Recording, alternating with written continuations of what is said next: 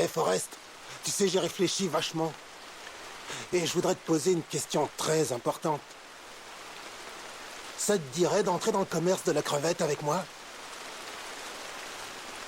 D'accord.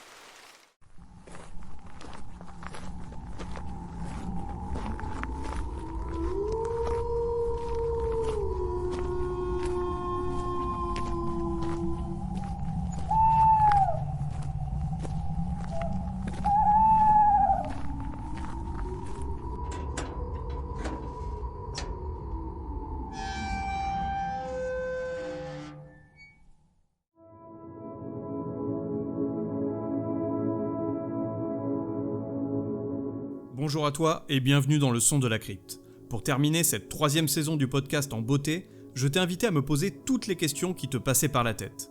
J'en ai sélectionné une dizaine. Donc je te remercie moultement d'avoir joué le jeu. Maintenant, à moi de participer et de répondre à tes questions.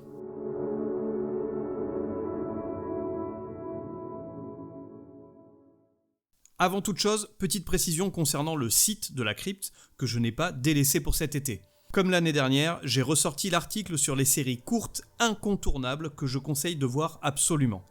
Et comme l'année dernière, j'ai ajouté une nouvelle série à cette liste qui grandit petit à petit chaque année. Cette fois, je te parle de Lessons in Chemistry, une série colorée, intelligente et féministe. Je la conseille vivement. Je n'en dis pas plus. À présent, passons aux questions. Première question, comment vas-tu ? Une première question remplie d'humanité et d'empathie, ça fait vraiment chaud au cœur. Eh bien ma foi, malgré ce monde qui part un peu trop souvent en couille, je dois dire que je me porte plutôt bien. Donc merci pour ta question et j'espère à mon tour que toi aussi tu vas bien.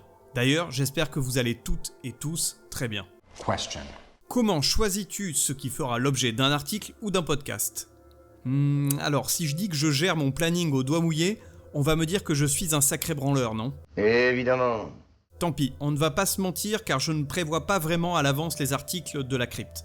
J'ai des idées qui popent tout au long de l'année dans ma caboche, et je les note dans Notion, c'est l'appli que j'utilise pour saisir toutes les idées donc qui me passent par la tête. Mais on va dire que je ne planifie pas vraiment sur plusieurs mois. Et puis une des pratiques que je ne fais pas tout simplement, c'est de coller à l'actualité pour finalement faire plus de vues ou essayer de faire un peu de buzz autour des sujets du moment. Donc dans un sens, c'est un peu au gré de mes envies et de l'inspiration du moment, si tu veux. Et puis, il y a les fameux abécédaires.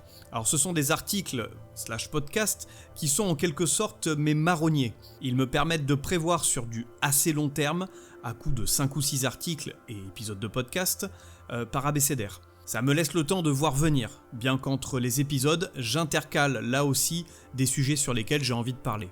Et j'ai d'autres marronniers, si tu me suis depuis quelques temps, comme le sujet de la rentrée, où je vais faire une sorte de pronostic des mauvaises séries que les networks vont nous proposer, network ou plateforme de streaming. Et j'ai également mon bilan en début d'année, en janvier, mon bilan de l'année écoulée, où je fais un état un peu de toutes les séries que j'ai pu voir, les séries qui m'ont plu, les séries qui se sont arrêtées, etc., etc. Bref, il n'y a pas vraiment de méthodologie ou d'objectif bien défini. J'aimerais, mais je ne pense pas avoir le temps d'être aussi fin stratège dans ma ligne éditoriale. Ça viendra peut-être un jour, mais il faut vraiment que je me dégage du temps. Trouves-tu toujours autant de plaisir dans les deux formats ? Donc j'imagine qu'on parle de l'écriture, sur le site de la crypte, et du podcast. Franchement, on va dire que oui. Il n'y a pas un format que je préfère à l'autre. Je ne sais pas si j'ai une belle plume, ou en tout cas une plume agréable à lire, mais je sais que j'aime écrire. Je prends beaucoup de plaisir à faire des recherches et à poser en suivant noir sur blanc mes idées, mon humeur, mes blagues, drôles ou non d'ailleurs. Je trouve pas ça drôle, Ed. Oui, je sais, ce n'est pas tout le temps drôle et c'est un humour particulier. Comme je l'ai dit plein de fois, l'humour est très subjectif. Mais étant donné qu'il y a des visiteurs sur mon site et donc des lecteurs des articles, c'est que dans un sens ça doit plaire à une frange de fans de séries télé. Quant au podcast, j'aime ça aussi. C'est un exercice plus difficile pour moi car j'ai toujours du mal à poser ma voix, ça s'entend peut-être d'ailleurs. Et comme beaucoup, je n'aime pas entendre ma voix. Il reste que l'exercice est drôle à faire et la partie montage me plaît pas mal. C'est parfois chiant de trouver des répliques qui feront mouche. Monsieur Mouche! mais là aussi ça m'amuse assez. En revanche, je sais que j'ai beaucoup de progrès à faire de ce côté-là. J'apprends à chaque enregistrement. Ce qui me manque sur le volet podcast, c'est peut-être de l'interaction. Avoir une personne avec qui échanger, mais là ça changerait finalement le format que j'ai actuellement.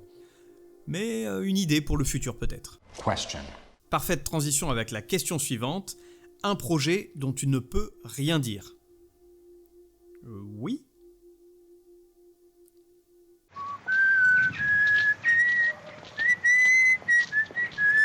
Ah, t'es encore là ? Je ne peux rien dire, donc... 5 hours later. Ok, je vais tenter de développer. En fait, j'aimerais avoir comme un binôme, c'est un peu ce que je viens de dire tout à l'heure avec cette fameuse histoire d'interaction.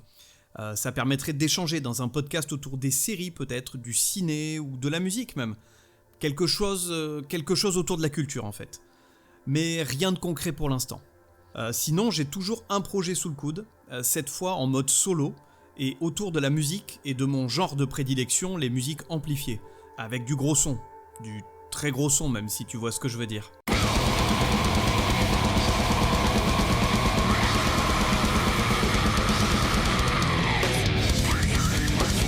Je me demande si c'est vraiment nécessaire, toute cette violence.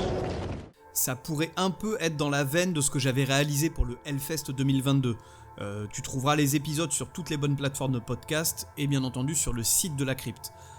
Et puis ce sera en lien aussi avec des posts que je faisais il y a déjà quelques temps sur Instagram autour de la musique dans les séries. Je les ai un peu délaissés ces posts mais j'aimerais y revenir. Voilà, donc peut-être que le sujet de la musique et des séries pourrait revenir. Mais là encore, ça reste à l'état de brouillon, car il faudrait que je me dégage encore du temps que je n'arrive malheureusement pas à trouver pour le moment. Mais je ne perds pas espoir. Et enfin, là, il y a un autre projet que je peux évoquer, qui va peut-être voir le jour parce qu'il est peut-être plus simple à mettre en place. Ce serait peut-être d'ouvrir le champ aux séries en cours de diffusion. C'est vrai que j'essaye de m'attacher de parler uniquement des séries qui sont terminées. C'est la ligne éditoriale de la crypto-série. Mais c'est vrai que de temps en temps, il y a des séries en cours de diffusion que je peux regarder et dont j'aimerais parler. Donc là, je suis en train de réfléchir à ça. Question suivante autour du sujet de la musique. On en parlait juste avant. As-tu déjà pensé à faire un groupe de covers de génériques de séries télé ?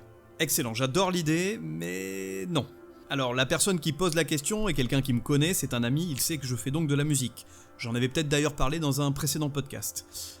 Quoi qu'il en soit, dans mes groupes précédents, j'ai déjà eu l'occasion de faire des reprises, mais pas de reprises de génériques de séries. Mais dans mes souvenirs, on avait fait une chanson avec un de mes groupes sur Timmy, un des personnages de South Park, et c'était franchement bien fun.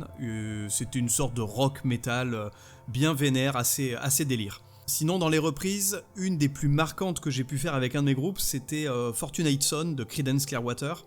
Une reprise qu'on avait fait façon Stoner Doom avec un gros break façon Funeral Doom d'outre-tombe. Bref, c'était bien massif tout ça. En tout cas, aucun lien avec les séries, bien que cette chanson a eu droit à de multiples utilisations dans le monde des fictions, que ce soit au ciné ou dans les séries.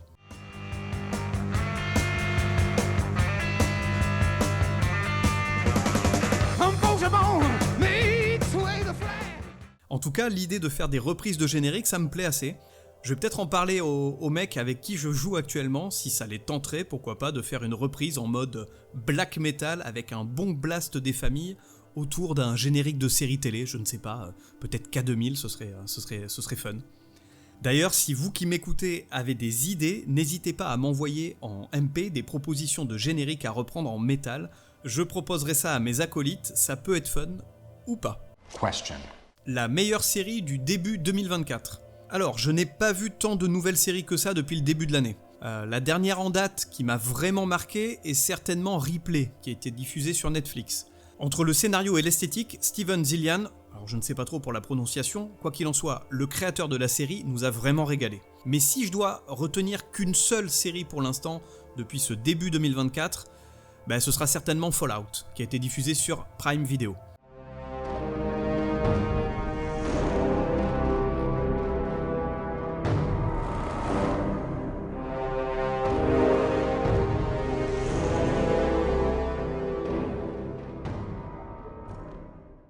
Je suis un énorme fan du jeu vidéo et de son univers, et je dois dire que j'attendais de pied ferme ce portage en série. Je ne vais pas dévoyer ma critique qui paraîtra dans mon bilan 2024, ouais, je sais, il y a le temps, mais j'ai été très agréablement surpris par la série, la fidélité à l'œuvre originale, au casting, etc., etc. Ce n'est peut-être pas une réussite à 100%, mais on est très très proche. Je n'en dirai pas plus parce que je t'invite tout simplement à revenir tout début 2025, je sais, il y a le temps, mais j'en dirai plus à ce moment-là. D'ici là, j'aurai un peu plus digéré la série et je l'aurai probablement revue une nouvelle fois, donc j'aurai certainement plein d'autres choses en tête à te raconter. Question. Quelle série tu as rattrapée adulte que tu n'avais pas vue enfant ? C'est une question assez difficile parce que j'ai beau chercher et je ne vois pas de série qui entre dans cette case. Il y a bien des séries que j'ai loupées plus jeune et vues plus tard, comme The Wire par exemple, mais je n'étais pas enfant finalement. Donc il me sera difficile de répondre à cette question sans la détourner légèrement. Donc pour ne pas te laisser sans réponse, je vais quand même te répondre en parlant de The Wire. Donc la série elle est sortie en fait en 2002, j'étais déjà un jeune adulte, mais je l'ai découverte seulement en 2020. Elle faisait déjà partie des séries cultes pour un très grand nombre de personnes, et elle figure dans la liste des meilleures séries de tous les temps pour beaucoup de personnes et dans de nombreux articles. Je suis donc si tu veux arrivé après la bataille, et le résultat n'était pas celui escompté.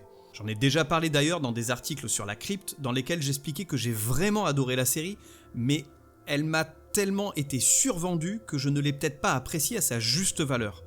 Et c'est ce que j'appelle l'effet auberge espagnole. Alors l'auberge espagnole, c'est ce fameux film de Cédric Klapisch. Je l'ai vu après tout le monde. Et dès que j'allais en soirée quelque part, que ce soit des potes ou même des gens que je connaissais pas, tout le monde m'en parlait en bien. Le film est à voir, il est excellent, Duris est parfait, bref, le film que tu ne pouvais pas louper. Bon, eh bien je l'ai vu peut-être, alors je ne sais plus trop, peut-être 7 ou 8 ans après sa sortie au cinéma. Bon bref, en gros, beaucoup trop d'années après tout le monde. Et le résultat a été que, c'est nul. Et je vous le dis les mecs, c'est nul. C'est nul. C'est nul. Non, j'exagère un peu, mais franchement ce n'est pas dingue. Je n'ai pas passé un mauvais moment, mais ce n'est pas non plus le film du siècle. Je vais pas passer 3 heures non plus sur ce pauvre film. Ouais bon, franchement non, j'ai trouvé ça mauvais, ok, mais tu comprends l'idée. Tu comprends ce que je veux dire en fait. À force de survendre une œuvre, on peut finalement lui porter du tort. Et ça me fait penser que je vais peut-être arrêter de parler de Six Feet Under. Non, je peux pas, non. Non, c'est vraiment la série à voir absolument. La meilleure série du monde. Je la survends ? Non, je ne la survends pas. Si tu ne l'apprécies pas, c'est que c'est toi qui as un problème. Question. Quel est ton plus gros trauma télé ? Prison Break n'est pas une réponse autorisée. Non, alors là, c'est vraiment pas juste si je ne peux pas parler de Prison Break. Entre nous, ce n'est même pas un trauma cette série. Il fallait finalement que je trouve un bouc émissaire, et c'est tombé sur elle. Ça aurait pu être une autre série, comme Manimal par exemple. Ah ben justement, voilà le véritable trauma. Mais là aussi, un trauma a posteriori. La série, je l'ai adulée dans mon enfance. Mais quelle idée n'ai-je pas eu de vouloir la revoir 20 ans après ? Là aussi, j'ai déjà écrit sur le sujet sur le site de la crypte. Mais comme je sais que tu n'iras pas lire l'article, petit gredin, voici en substance le trauma que cette série de merde, oui, je ne mâche pas mes mots, m'a laissé. Alors revenons sur ce que j'ai vu d'antan et sur ce que j'ai pu découvrir quelques années plus tard. À l'époque, je ne faisais vraiment pas attention au scénario et quelle erreur. Ce que j'ai principalement vu avec mes yeux d'enfant, c'est un homme qui se transforme en animal et fait fuir les méchants, pour faire le malin devant la belle et sauver les pauvres gens. Un pouvoir magique splendide, hors du commun, oui et non. Alors oui, car ça reste toujours extraordinaire de pouvoir se métamorphoser, mais quand on regarde la série maintenant, on ne peut que rigoler. Les effets spéciaux ont très mal vieilli, et les scènes de mutation sont excessivement longues. 7 hours later. Alors quand Jonathan Chase décide de se changer 3 ou 4 fois dans l'épisode et qu'on perd à chaque fois plusieurs minutes à le voir faire, et souvent pour devenir le même animal, ça fait long et on se lasse. Et en plus, gamin, j'avais l'impression que le scientifique se changeait en une multitude d'animaux. Mais que nenni ! Le mec se transforme tout le temps en panthère. Alors certes, il devient un faucon, un dauphin, un cheval, mais la panthère prend le dessus à chaque fois. Certes, c'est un animal peut-être plus classe, mais franchement, ça devient vite relou. Pour ne pas passer 3 heures sur le cas de Manimal, je vais juste parler du dernier point qui m'a fait complètement halluciner, ce sont les allusions sexuelles. Mais franchement, c'est un sacré coquin ce petit Jonathan Chase. La petite Brooke en prend pour son grade durant les 8 épisodes qui composent la série. On comprend bien qu'il a un petit faible pour sa collègue, mais bon, il y a des façons de faire, surtout pour un homme qui se veut être un gentleman. Ces allusions, qui auraient pu être drôles et fines, sont finalement plutôt lourdes, insipides et à la limite offusquantes pour les femmes. La grande classe. Alors oui, on était dans les années 80, c'était une autre époque, je l'entends. Mais franchement, il n'y a aucune finesse dans l'écriture de ce point de vue-là. Donc qu'on soit dans les années 80 ou maintenant, le discours reste le même, c'est mauvais. Question. Nouvelle question, ta série des années 90 préférée ? Bah tout simplement Cœur Caraïbes, pour l'histoire haletante. Ce n'est pas vrai.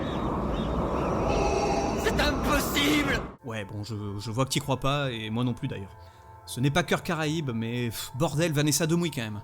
Hey, Gump!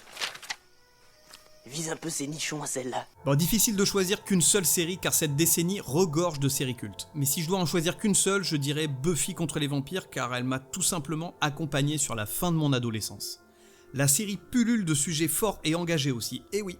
Et puis elle fut, en compagnie de Six Feet Under, encore elle, à l'origine de mon goût pour parler des séries télévisées, étant donné que j'ai mené mon mémoire de M1 sur ces 2 séries à travers le thème de la mort.